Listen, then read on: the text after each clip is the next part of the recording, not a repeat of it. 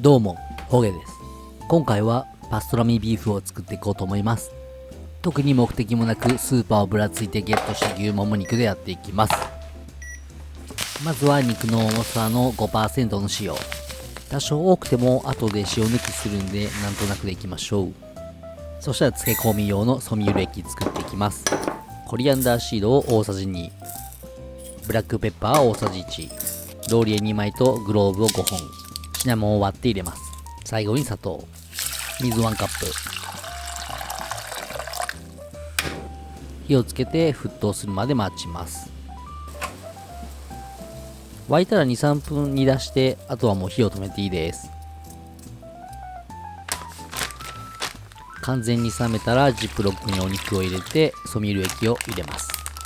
で、冷蔵庫で1週間ですね。1週間とか思いました？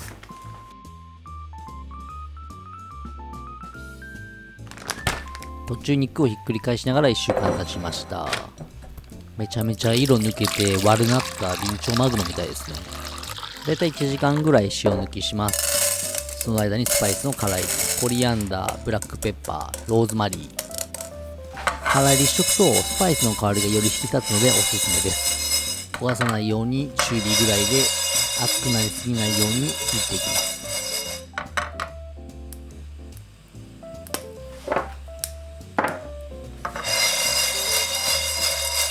コリアンダーが若干色づいたぐらいでもう揚げちゃいます。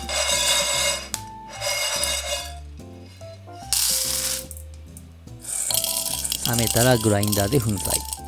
綿棒で殴りつけて粉砕するのも粒が大きく粗挽きになるのでいいと思いま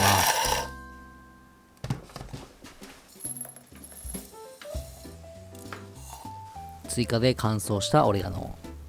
これで表面に抜いたくるスパイスが準備できました。2回に分けて使います。1時間経ったんで水から上げていきます。水気をよく拭き取ってください。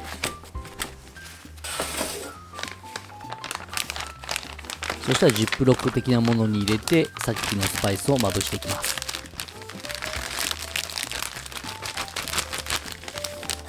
全体にまんべんなくスパイスの半量は残しておいてください。そしたら今回は真空パックしていこうと思います。ここまでやる必要は全然ありません。ちょっと買ったんで使ってみたいだけです。袋の状態からおじいちゃんの肘みたいにしわくちゃになるんめっちゃ楽しい。そしたら真空パックできたんで、こいつを低温調理で11時間やっていきます。伝統的な方法だと燻製した後に蒸すらしいですね。とはいえこっちとら現代人、低温調理した後に燻製していきます。11時間経ちました。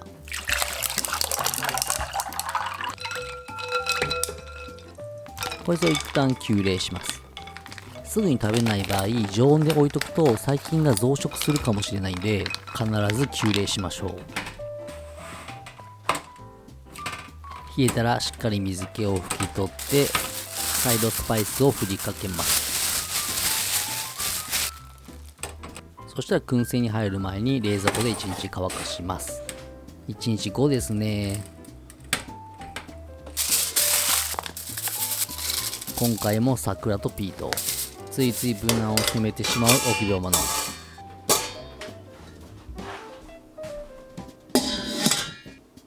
これを今回45度から60度ぐらいでいぶしていきます。1時間後ですね。なんかこの見た目やと川沿いの石に紛れて転がっててもギリパストラミビーフって気づかんのんちゃうかな。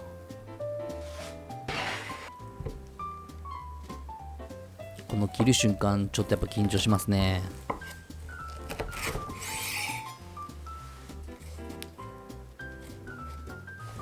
燻製の温度がちょっと高かったかも。周りにちょっと火が入ってますが中は柔らかそうです。これはやばいわ。いや、想像以上の出来栄えでしたね。絶対お酒に合う。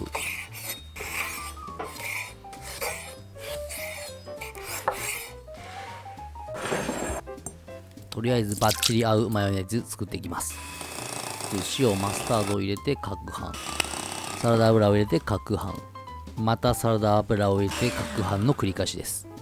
いろんな油で試したんですが、やっぱりなんだかんだサラダ油が一番いいかなって思います。その次は米油。意外にもオリーブオイルはあんまりかなって思います。作ってていつも思いますけど、油の量やばい。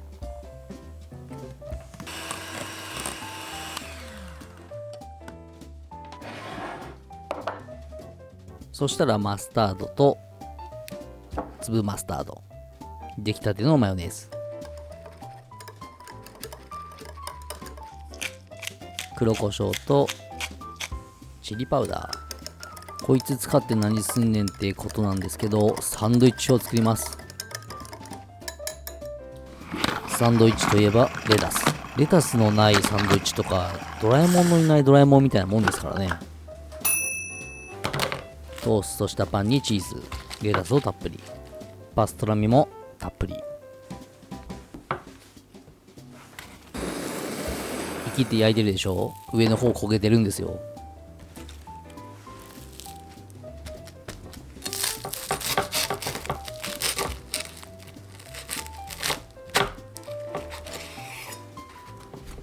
なあ、これめっちゃ良くない？いただきます。ここにたどり着くまで9日。断面失礼。